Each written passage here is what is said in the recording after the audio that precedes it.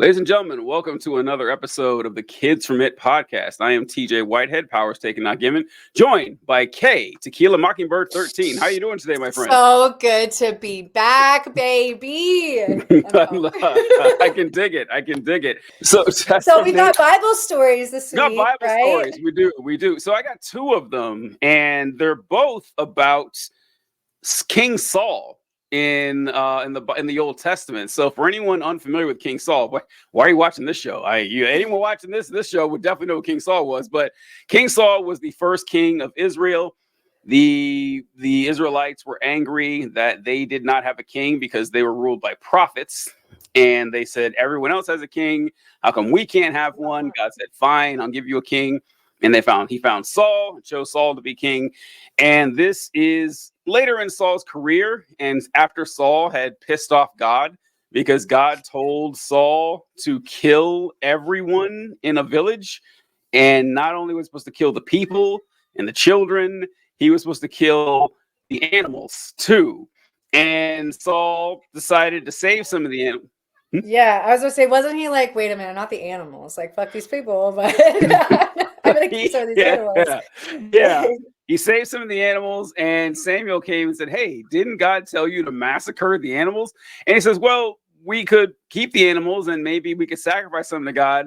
And God said, you're fired. That's it. I gave you a very clear task that you were going to kill me. So I'm going to start looking for your successor right now. And so he appointed David. And David showed up. And this is we're going to talk a lot about the relationship between David and Saul, because I do find it kind of funny. But this one is when the tension really started brewing between David and Saul. And you really got to look at it. I feel bad for Saul in a lot of ways in the Old Testament. I kind of do.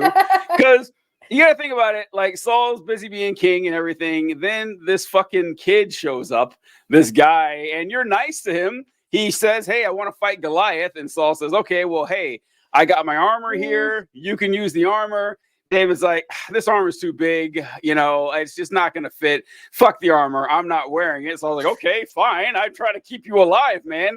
He goes out. Just trying to help. Right? Yeah, fuck me. You're right? a child. I've done this before. Exactly. And so David goes out and he kills Goliath. And then he becomes a national hero. The women in the streets are singing, Saul has killed his thousands. David has killed his 10,000s. So like, David's killed one person. I've literally killed thousands of people. David has killed one man. What are you talking about here? Then David grows in popularity. Saul's son becomes best friends with David. And even though he's going to be taking his son's job, he's taking the affection of the people. David also fucks his daughter, which we're going to get into with this story here. It's like, God, what is this poor guy Saul here? I feel kind of bad for him. Yeah. But all right, we're going to be reading from 1 Samuel chapter 18, I believe. And this story involves Saul's daughter and David. So let's go with this one here. All right. Verse 20. Now Saul's daughter Michal was in love with David, and when they told Saul about it, he was pleased. I will give her to him, he thought, so that she may be a snare to him, and so that the hand of the Philistines may be against him. So Saul already found a way. He's like, all right, I'm gonna send my daughter over. I know what her troublemaker. So shysty. Yeah, he says like, he's like, I know. Go see what you can find out. Yeah, it's like, I know my daughter, and believe me, she is bad news. She's gonna get David fucked up if the last thing we do. So she's gonna get David fucked up. So the hand of the Philistines may be against him. So Saul said to David, now you have a second opportunity to become my son-in-law. So, all right, that's context here. So the reason Saul said you have a second opportunity to become my son-in-law is because David was already engaged to one of Saul's daughters. Saul had an older daughter. Yeah. And so they got engaged, and Saul said, no, I'm gonna marry her to someone else. And so, yeah, he had already kind of fucked David over by not giving him his first daughter. But luckily, his second daughter was already in love with him for David.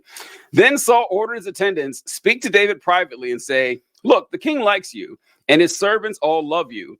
Now become his son-in-law. They repeated these words to David, but David said, "Do you think it is a small matter to become the king's son-in-law? I'm only a poor man, a little known. I'm just a poor boy. Nobody loves me," David says. Literally.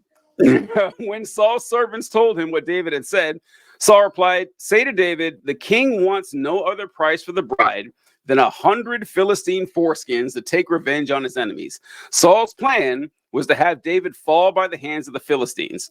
When the attendants told David these things, he was pleased to become the king's son-in-law. So before the allotted time elapsed, David took his men with him, went out and killed 200 Philistines and brought back their foreskins. They counted out the full number to the king so that David might become the king's son-in-law. Then Saul gave him his daughter Michal in marriage. That's wild, though. There's really no more else in the story here, but it's like when Saul realized the Lord was with David and his daughter Michal loved David, Saul became still more afraid of him, and he remained his enemy for the rest of his days. That makes sense to me. If I tell a guy, if in some twisted dream, I'm like, all right, man, go out and bring me 600 dick covers, and he comes back with 1,200. It's like, whoa, what just happened here? I'd be terrified of that guy. I was. It was such big dick energy, though. I mean, I guess like, big here. That's so weird. Why is that in the Bible? What? Wait, what?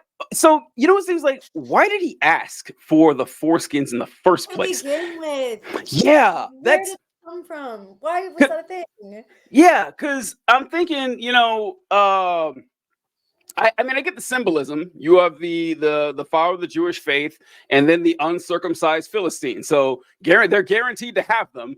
I guess that but I mean, honestly, it'd have been more. Abundant foreskins over there with the Palestinians. Right. So there's no problem. And that's so funny though. Like when I think about it, I'm like, oh man, I'm going straight to hell for laughing at this, but it's so weird. Sorry. I just wanted to say. It's just that it would have been it would have been less weird if he asked for 100 heads, right?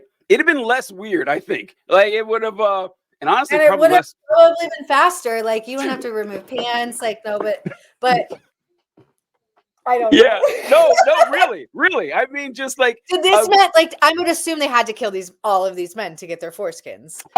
You know what? So they're dead either way. Like interesting wrinkle there. Because what if you just converted them to Judaism and say, okay, well, step 1, circumcision. We gotta get that foreskin off. That what if David did just go in and like politic the fuck out of the situation and was like started a cult and was like, y'all coming with me? Give me your dick skin. There's a circumcision story too in the Bible. That's with several that are pretty funny. That do you know the story about Reuben and Simeon and Levi when they circumcised an entire town? Yeah, that's a pretty good one. But yeah, it's a pretty good one. But yeah, Saul. Let me mark down what we're at. 2402. Yeah, 2402. Yeah, so Saul. Well, what's going on, man? Like going out and telling David you need to go and chop off 100 foreskins. Guy brings you 200. You got to say, impressive, my man. That's this is a man who's fit to rule the kingdom of Israel. Yeah, anybody else. I don't fuck with you. Stay away from me, sir. Like, yeah, you're good. We're good. You just go over there. I like Micah or whatever her name was with you.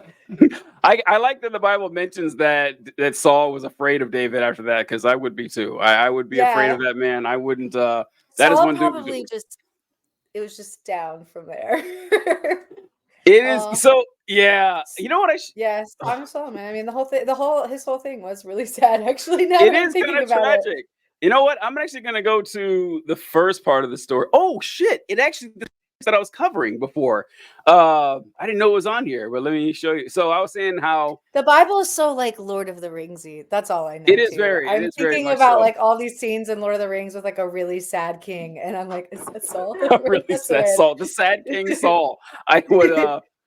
So after David had finished talking to Saul, Jonathan became one spirit with David. That's another like Bible lore like theory that Jonathan and David were fucking. There's no real evidence that Jonathan and David were gay, but they talk about how close they were and the one spirit thing. They're like, man, was David? And there's a lot of gay in it. There was so much gay happening in in the Bible, and so must have been this time because there's a lot of gay in there. So this thing, this is hard to get to people about. Not necessarily. That's specifically the story of Saul with Jonathan and David, but our context of straight and gay and bi did not exist in the ancient times. There was no real category for it. They didn't think about sex that way. And really, it's like the way we think about it's completely arbitrary. That's just the way it's been set up through generations. But back then, they didn't really think that way.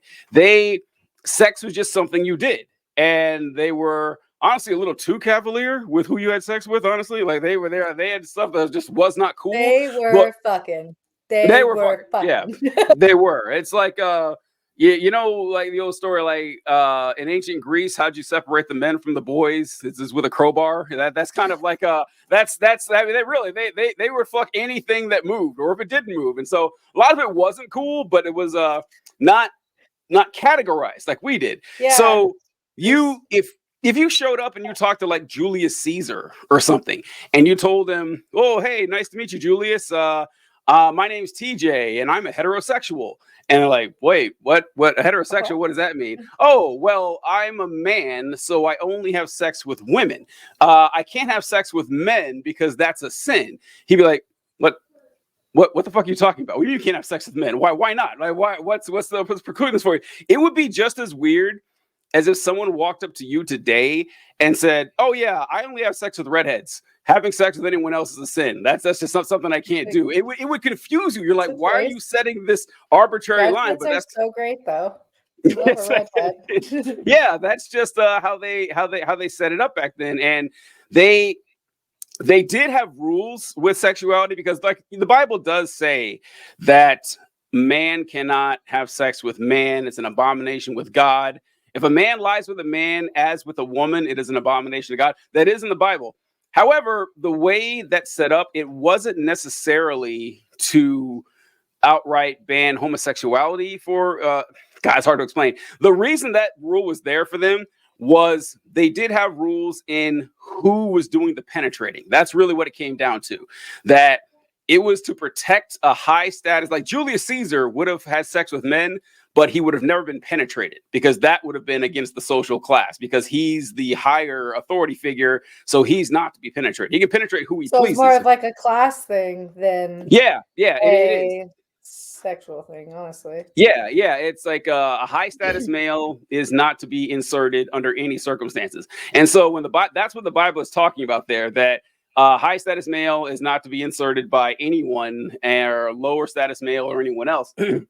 Because that's the upsetting of the social order and an abomination to God. A lot of people read that and they'll try to make it seem like the Bible, that verse to protect people from pedophilia, children. That's not what it's about, because later on in the chapter of the book, it says that the punishment for breaking this law is that both people are to be executed. So if it's there to protect kids, why are you executing the kid? But that's I don't know, like the modern sexuality does differ a lot from ancient sexuality in a lot of ways.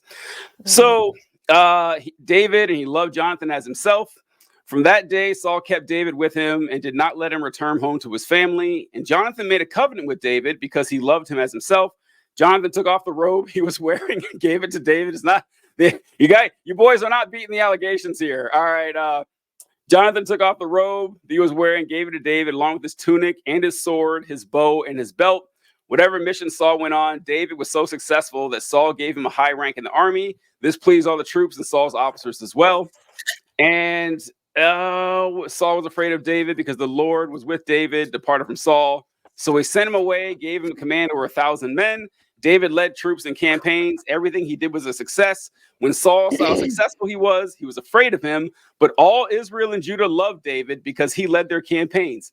And then that's when Saul offers his oldest daughter, but then reneges on David going on there. But yeah, it was when the men were returning home after David killed the Philistine, the women came out from all the towns of Israel to meet King Saul with singing and dancing joyful songs, and with tambourines They danced and sang, Saul has slain his thousands and David his tens of thousands. And you know that had to sting. You know that had to sting for old Solly boy. I know I'd have been salty, but yeah. Rough times. But rough he was too times scared to do shit about it. So he was like, here's my daughter. But here's my daughter. All right. The Bible is just like the Wild West of literature. It's just so crazy in these Bible sheets. It's a great read. Yeah. I will say, like, the Bible for the most part is pretty fun to read those stories. And this is the story of the Witch of Endor. And I like this one. I love witches. And Endor is also a Star Wars planet. Speaking of fictional lore and everything. So okay, this one's better be juicy. I think that's where the Ewoks were in Endor. I'm pretty sure that's the planet that the Ewoks were on. Okay, let's get going here. In those days, the Philistines gathered their forces to fight against Israel. Achish said to David, "You must understand that you and your men will accompany me in the army." David said, "Then you will see to yourself what your servant can do." Achish replied, "Very well, I will make you my bodyguard for life." Now Samuel was dead. Samuel is the prophet who, Saul and the Israelites relied on to speak to God for them. And all of Israel had mourned him and buried him in his own town of Ramah. Saul had expelled the mediums and the spiritists from the land. So you may be a big fan of witches, Kayla. Saul, not so much. Saul was like, no, get them bitches out of here. Saul was a pussy, though. Wait, he didn't. Yeah. Apparently so. Yeah, Apparently so. Yeah. All right. The Philistines assembled and came and set up camp at Shunem, while Saul gathered all Israel and set up camp at Gilboa. When Saul saw the Philistine army, he was afraid, being a pussy and all. Terror filled his heart. He inquired of the Lord, but the Lord did not answer him by dreams or Urim or prophets. Saul then said to his attendants, "Find me a woman who is a medium, so I may go inquire of her." Now, 5 minutes ago, Saul had kicked all the witches out of the city. He's like, "No, we don't want your influence here." But the second go get one. Go get one back. The second shit hits the fan, Saul's like, "Someone get me a witch, my kingdom for a witch." And we've all been there, folks, right? We've all like, man, if I only had a witch here to solve my problems. And shout out to the tarot card readings on YouTube. Exactly. TikTok, So, have you ever had a tarot card reading? Like, I read tarot cards. What do you mean? I'm an interpreter. I didn't know that, but intuitive reader. Tell me this. I've gotten a couple of tarot card readings. When the tarot cards are shuffled, are they supposed to like fall out at random? Because like that's how I've seen it both times. That it's really I think it's like the reader's preference, but most like advanced tarot card readers that I've seen let the cards kind of jump out them. I'm a medium. I would say like I'm a newbie. I saw people like pick their cards and like I ask people to hold my deck and stuff like that and like physically connect with it first. Yeah. But the peeps that have been doing it for a minute, they just let them like jump out basically.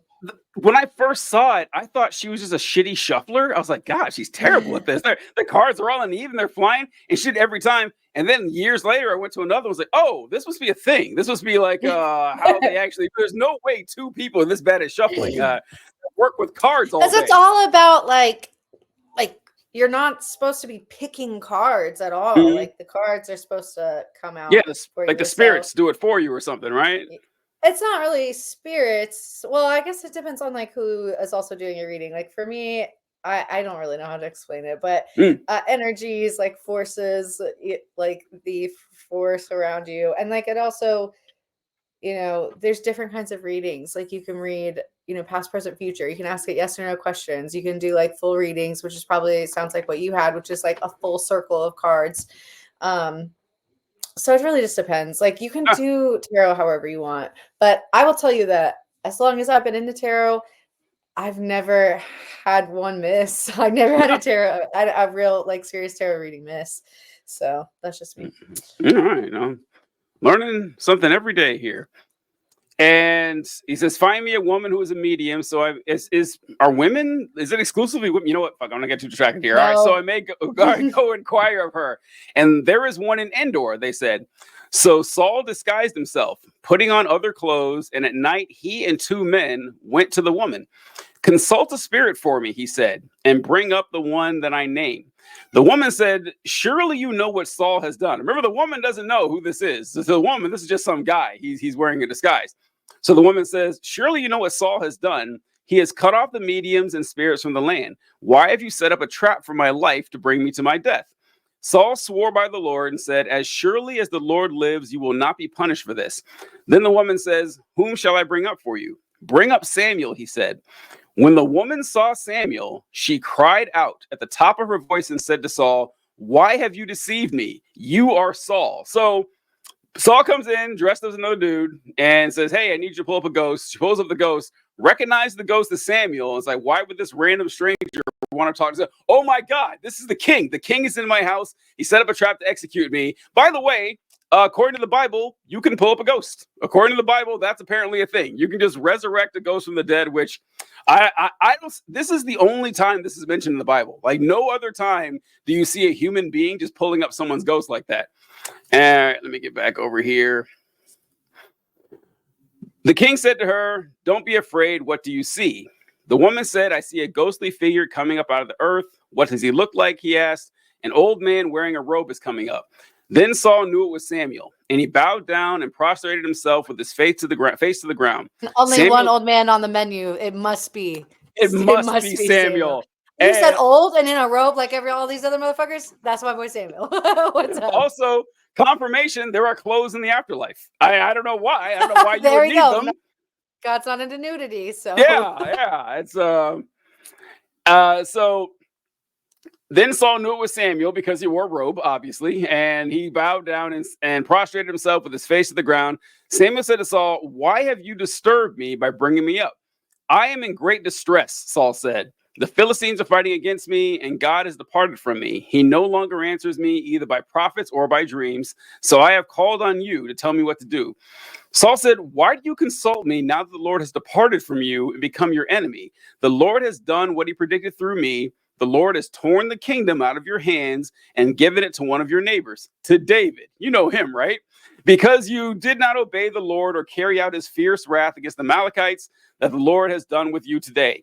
The Lord will deliver both Israel and you into the hands of the Philistines, and tomorrow you and your sons will be with me. I love Samuel's. In fact, I joke when I tell this story. I forgot that it's actually in there. Where it's really savage. It's brutal. It is. It's like brutal. Hey, Samuel. Guess what? Hey, you're fucked. Bye. Yeah.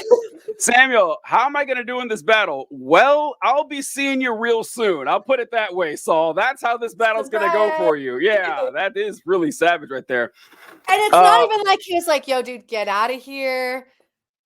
You know, he was just like, hey, you're done. Like, there's no like option. Just came to let you know that you're gonna die. Yeah. Thanks for the invitation. Love what you've done with the place. But yeah, you're coming right on down. So, okay. Immediately, Saul fell full length on the ground, filled with fear because of Samuel's words. His strength was gone, for he had eaten nothing all day and all night. When the woman came to Saul and saw that he was greatly shaken, she said, look, your servant has obeyed you. I took my life in my hands and I did what you told me to do. Now, please listen to your servant and let me give you some food so you may eat and have strength to go on your way. He refused and said, I will not eat.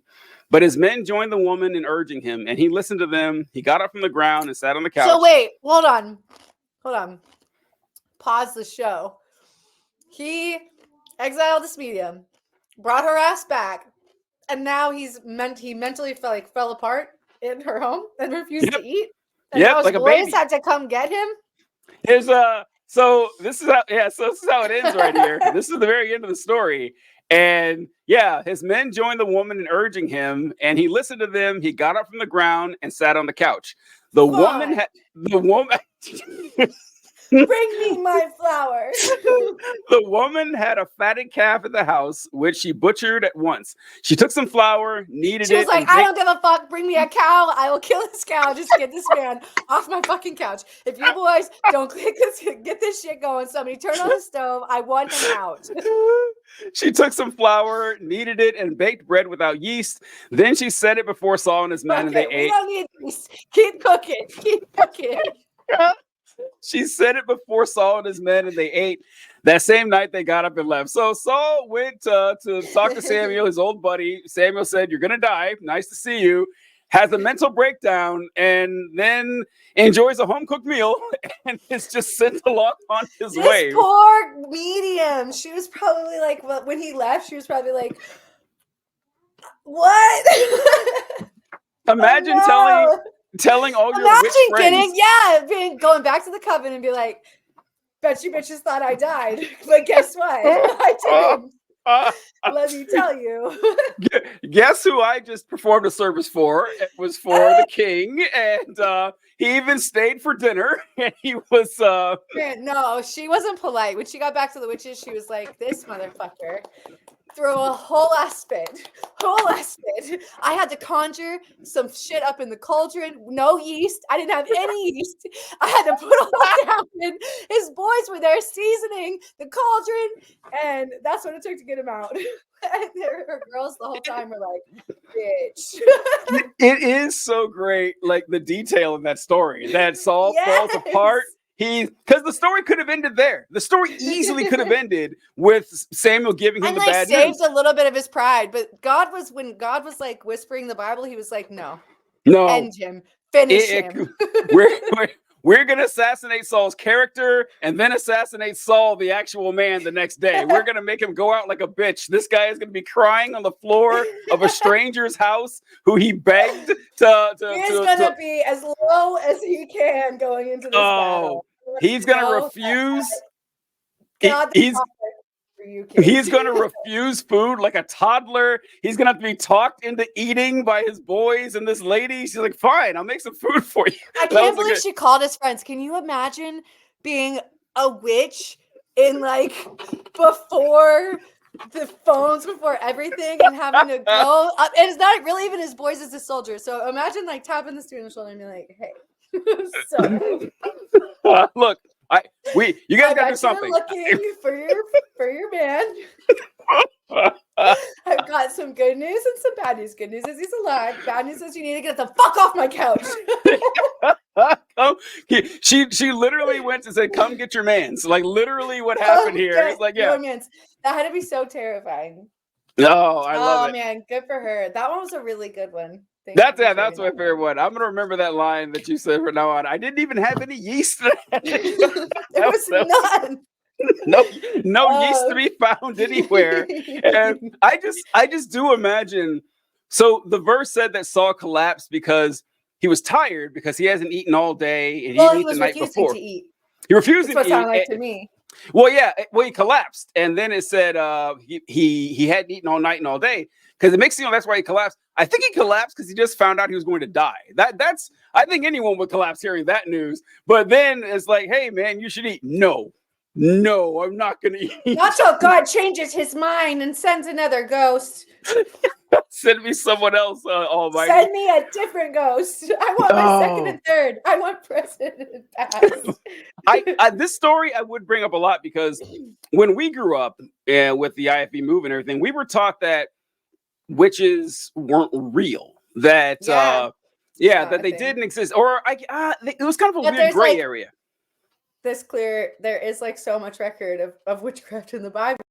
Even there was a weird gray area because they would say, it was kind of like they spoke with a lot of other things, like how miracles were a thing. Yeah, and they would also be like, "Oh, well, back then, like their medicines were more like herbal and stuff like that." So I remember hearing that like that was another reason, like when they said witches and stuff like that, it was more like medicine women and shit like that. But they were witches. Yeah, and they would talk, and I would say like, so can human beings actually talk to spirits and raise them up? No, they can't. And I would point to this story. It's like, well, she did. Like this lady clearly did in the Bible. So why can't they do it? Well, I don't know. It's just incongruent, and they don't. Well, and also in the Bible, like there's a lot of. Let me not go down this. Never mind. No, please. Right out. I was just gonna bring up like demons and stuff like that, which I don't really even like to talk about too much because like that we've talked about this. Like that's one nuanced weird thing out of the Bible that I very much believe in, like dark energies and stuff like that. But so that's even what I don't want to call forward. But that is a whole like metaphysical like historical whirlwind that you could go down just with the Bible. And it goes in, how do you, like, if we're different, we can't differentiate, you know, stuff that people may or may not like feel like they experience in this realm, so to speak. So I don't know. Are you picking up what I'm laying down, or am I being cuckoo on Yes, the part? I think so, because I have my own statement about that.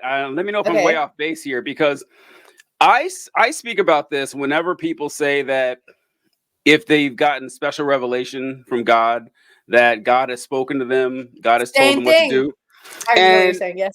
All right, and so because what I say is Satan is an angel of light. Satan is a master deceiver. That could have been Satan, right? Like, you're telling me Satan couldn't fool you, a 38-year-old human being? I'm pretty sure he knows exactly what you want to hear. Yeah, like I think he knows how to push those buttons.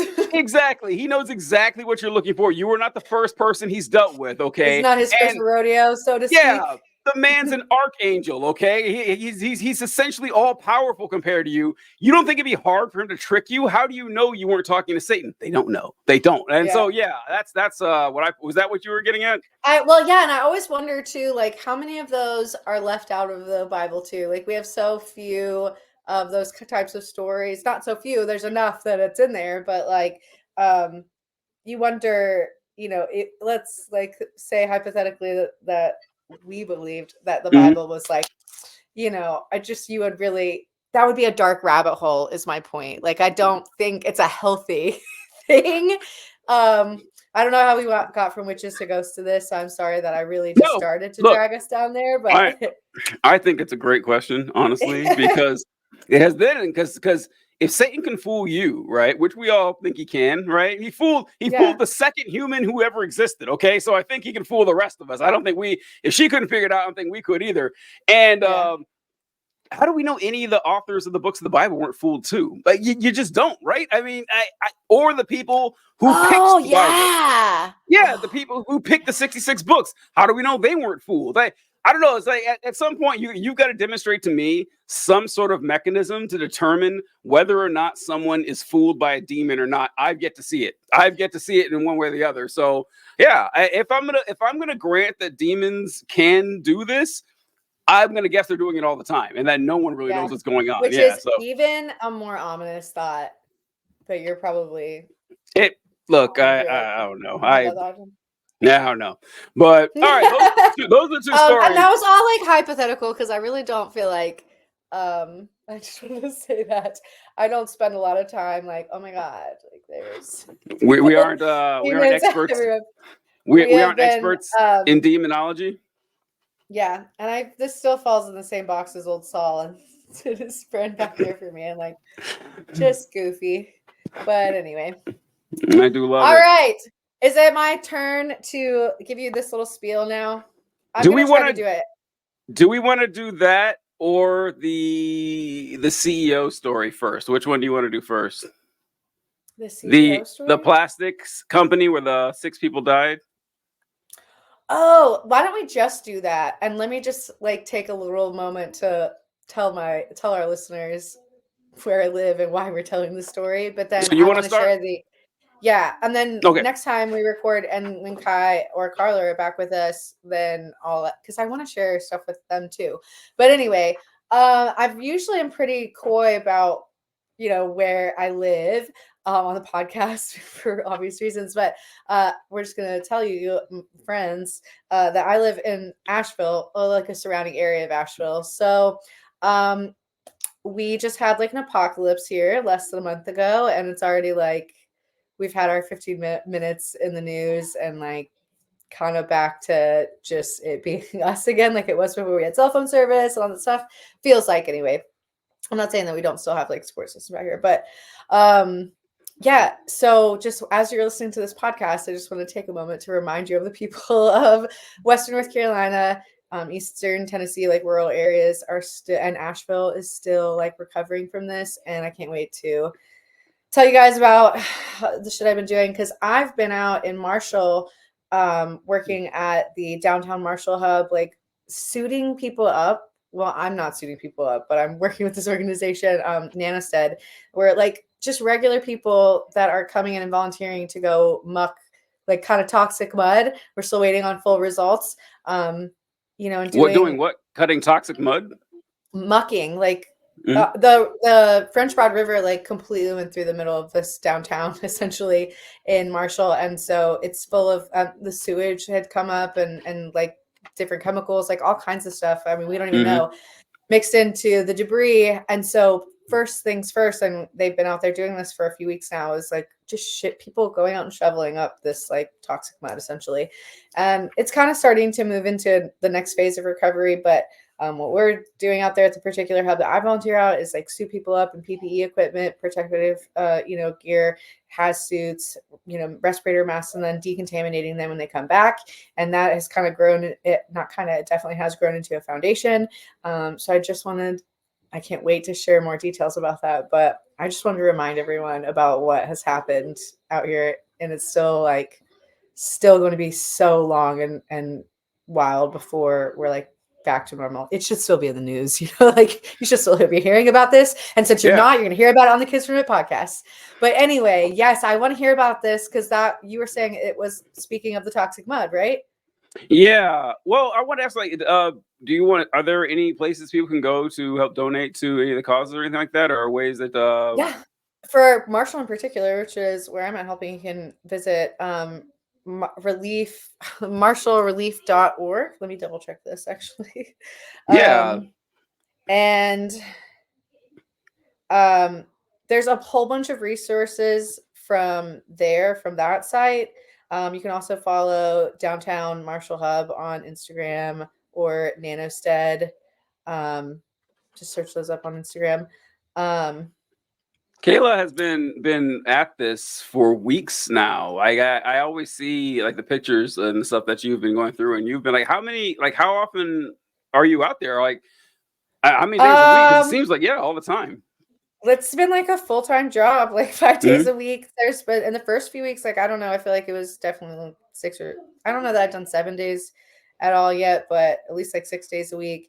I compared to some of the other volunteers, I'm down there not that much because I still have to be with the kids and stuff like that. But I take the kids out on days that we're not like decontaminating so much or it's not so crazy or anything like that. But yeah, it's still like I said, like it's still like a different world out here.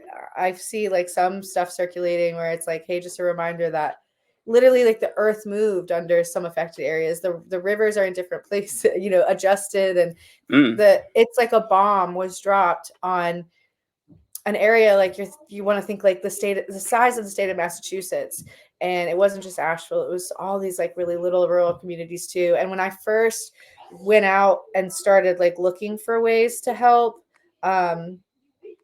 which I really wasn't looking for ways to help. I was actually like going to like check on my great uncle and stuff like that before we had cell phone service and whatnot. I was really like shocked at the condition in Asheville. But then when I got out and saw that same condition in these like areas that just don't get as much attention and support, and my kids, like we live out this way, so my kids participate in like some after school stuff out in Marshall and the community. And they'd already been so warm to me and my kids that when I first got the opportunity to go help muck, which was like day 4 or 5, with my friend Martha, who also needs as much love and support as and monetary love and support as we can gain her, because her and her daughter lost everything. But anyway, as soon as I got the opportunity to try to help somewhere, like for me, it had to be Marshall, but like literally everywhere in Asheville and surrounding areas needs help. So Beloved is a great organization that's doing a lot of really incredible work in Asheville. Like in Asheville, if you want to help somewhere out there, there's a lot of organizations set up. Like you can go on social media and just type in, WNC, and you're going to see all kinds of posts, all kinds of GoFundMes, because the response was late and slow and small for us out here. And that really hasn't changed. And I'm not trying to get political with that, but it's just like an observation of someone who's been here. That's still the case. So if it's overwhelming to like look up WNC and try to find a way to help because there's so many GoFundMe's and there's so many lists and there's all these things circulating, it's because imagine if something like this happened in your city and then like it was just the people. It's very like almost, you know, it could be a little Lord of the Flies out here sometimes because we're just like trying to take care of ourselves and we're trying to like connect systems and like create systems and, you know, do stuff that nobody's ever done before. Well, people have done it before, you know, Katrina, and there's all kinds of disaster relief organizations. But, you know, for us, a lot of us out here, this has been like a first time thing. So anyway, I didn't mean to be that long-winded about it. I want to like tell you guys so much more and prepare for it. But the particular hub that I am with now in Marshall was originally just like a parking lot of a construction company that is now like a foundation because these people are really warm and great. And just when their parking lot got taken over and they saw the need, they just have continued to fill it and grow as quickly as possible. So that's Nanostead, the Nanostead Foundation. And yeah, we can post some resources because I can't find my thing now that I'm looking for anyway.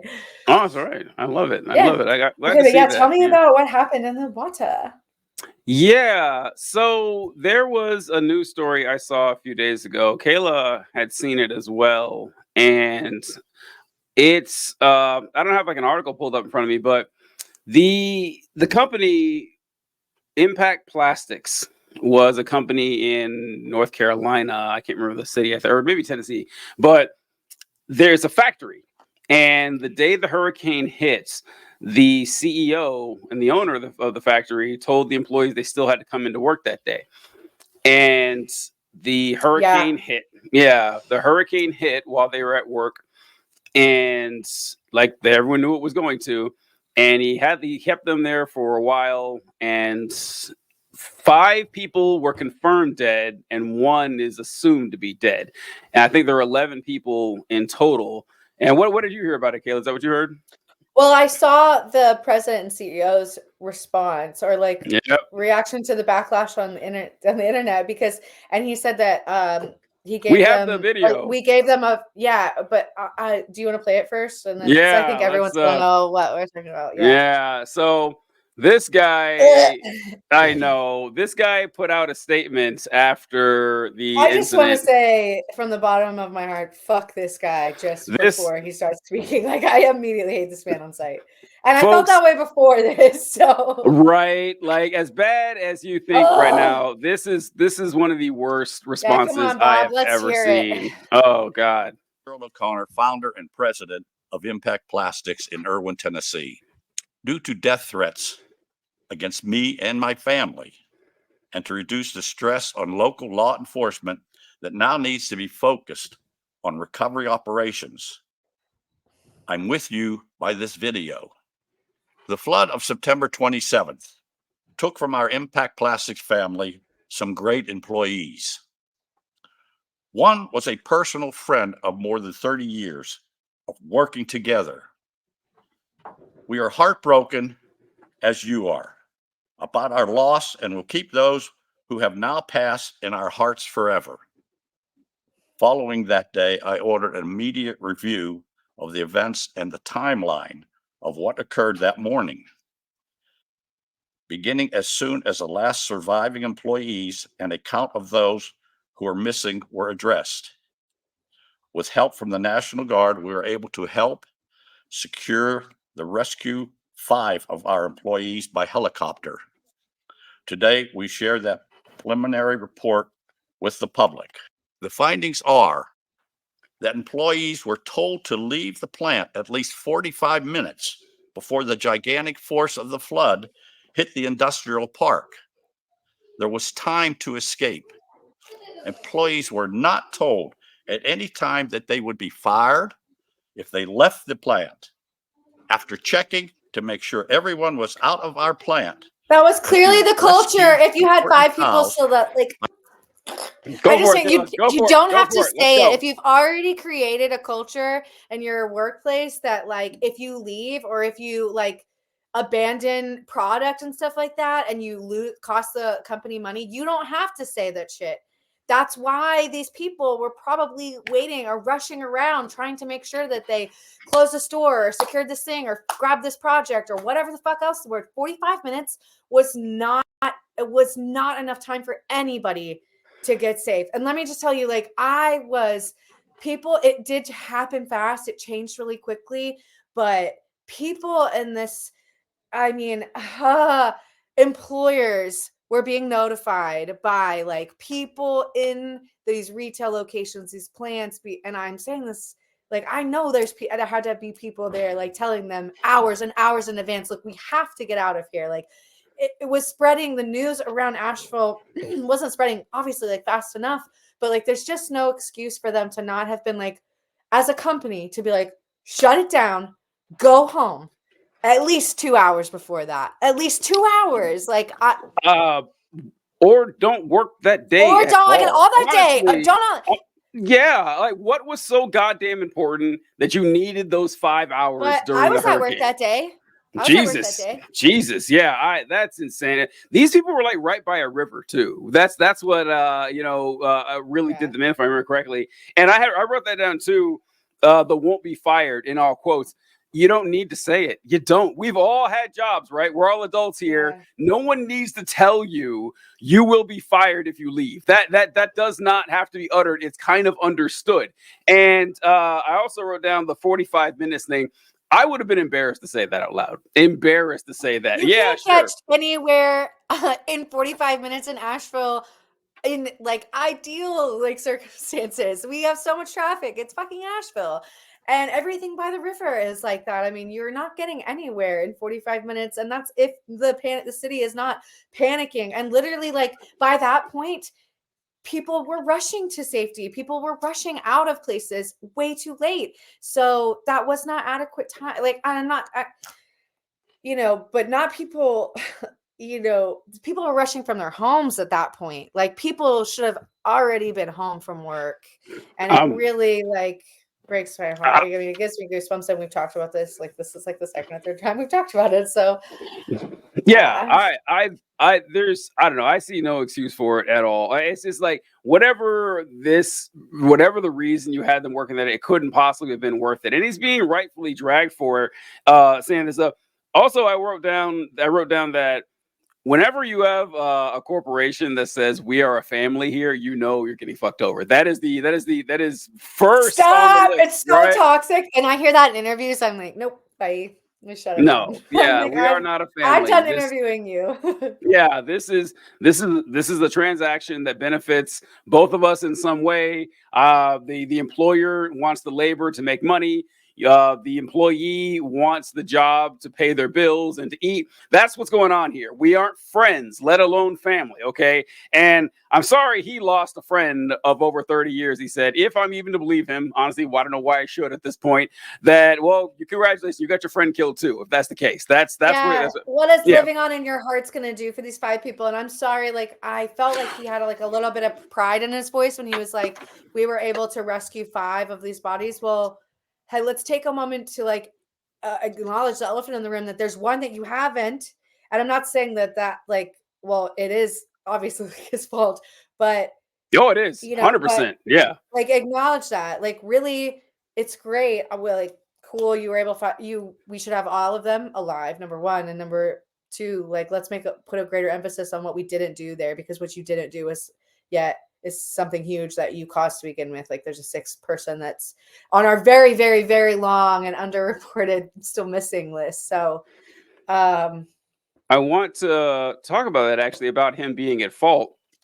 So the Impact Plastics CEO is being sued by the family of one of the workers killed during the flooding. And let me go through the story right here. He's been sued by the family of one of his Tennessee employees who was killed in the catastrophic flooding caused by Hurricane Helene. The wrongful death lawsuit claims the workers were forced to stay at their post even when managers knew conditions were growing dangerous. I was saying it was Asheville early. My bad. Johnny Peterson was among the Impact Plastic employees who died on September 27th after Helene's flooding hit Irwin, a small rural town in eastern Tennessee. Many surviving employees stated they were not allowed to leave the plant in time to avoid the storm's impact.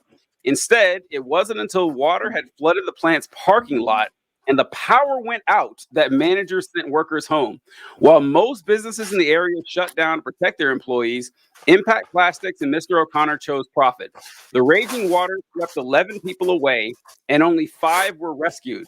2 of them are confirmed dead and are part of a total of across 6 states. At least 250 are dead. 4 others from the factory are still missing after they were washed away in Irwin. Dozens of people about a mile away were also rescued from the roof of a hospital. I'm trying to find, I think they're suing them for $25 million. I'm trying to find where. I hope they get it. I hope they get every fucking penny. I hope those families, honestly, I hope they get the company.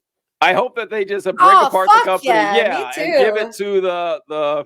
Well, I didn't say that article, but I'm pretty sure it was $25 million that I saw in another article right there that they're suing this guy for. And I hope they get every last drop. I hope they get everything and bleed him dry, because he clearly, they said every other business in that town shut down. They didn't send them home till the power went out.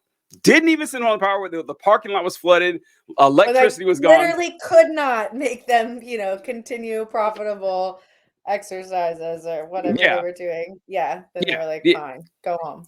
And just the balls, the statement, it's one of the worst statements I've ever seen, that he just gets up there, saying they had plenty of time. They could have left. No one forced them to. Oh, you said Wolfie. Oh, no one forced them to stay. And I just there's a Gore Vidal was a prolific writer in the mid 20th century, skilled political debater, and one of my personal heroes.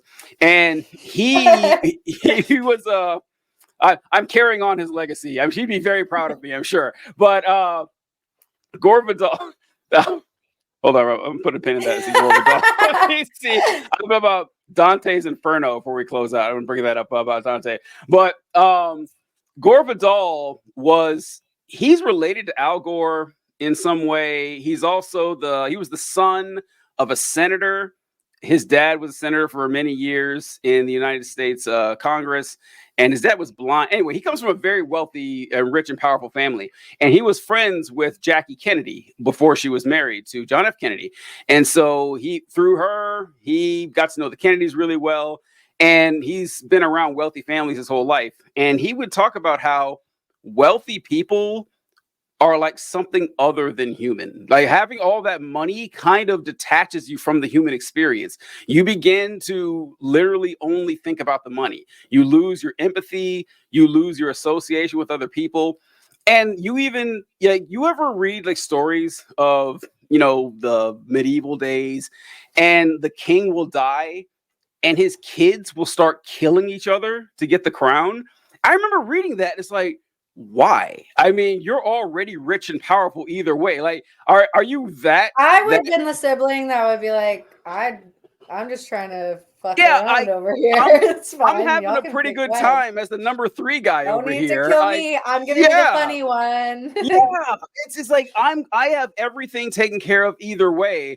I'm gonna kill my family for the number 1 spot, but that's all they think about. Like, they can't think about anything else. Like, any that you start to lose connections. That, like, survival rat race, so it's you start to detach yourselves from human beings all the time, and you see yourself as something greater than it. And you certainly see the lesser folks, the little people like that. If you see people that are equal to you like that, you definitely start seeing like the rats, the employees who just crank out money for you that way. You don't really care if they die, man. They showed it. That's I mean, bad call, bad response too, bad video. It's so horrible. I just want to say that I'm so glad to be back, and TJ, this was so great. Fun. It's great. I want to tell one story real quick. It's gonna be short, but it's about I mentioned with me saying that Gore Vidal will be proud of me and everything. Okay. For any of you out there who've read Dante's Inferno, and Dante, he's going through the 7 circles of hell, and he's being guided through there by Virgil. Now, Virgil was a Roman poet from ancient times, and Dante's Inferno was written like in the 1300s or something like that. And Virgil lived like 1,000 years before this. So he's going through. Now, Virgil is one of the great poets in all of antiquity. Now, Dante's Inferno's main character is Dante. the author of the story is also Dante. And so he shows up to hell. And Virgil is I think it's called like the noble pagan or something like that. He's a pagan who didn't accept Christ. He didn't know him or anything. He was before Christ, but he lived a good life. And so he's in the best part of hell. And so he is showing Dante all through the circles of hell. But Virgil, this acclaimed poet, like one of the greatest poets in history, when Dante meets him in the story, Virgil keeps saying, Dante, your work is awesome. Your work is fantastic. You are such a fucking rock star. Like, Virgil spends like several lines sucking off Dante, telling him how great he is. I was like, I love Dante for this. I love this. That is, he wrote basically fan fiction that, yeah, oh yeah, sure. You know, I'm sure Virgil really loves, but it's just like, imagine I go to heaven and I meet James Baldwin. It's like, TJ, I've seen your political commentary, man. It is so amazing, man. I watch your show all the time up here at the pearly gates, and it's like the balls on Dante to do something like that. I respect it. I respect it, man. Yeah. That kind of sucking yourself off like that. It's been like 900 years or whatever, and I still got to give respect for. Say that phrase again on the podcast, I'm done. I'm gonna hang up. But it's like, that's what he's doing. That's what he's doing. I just can't imagine. You're not wrong. Yeah, it's so funny. It's so funny reading it, because if you don't know Dante wrote it, it's not that odd or whatever. Okay, this is nope, same guy or whatever. But I don't know. Anything to add here? I think we had a good time. No, yeah, I had a great time. My kids are already like walking in. Yeah, I better hop off here. Good I had shit. a great time. Let's do it again. See you next Friday. All right, later. Yeah. All right, bye.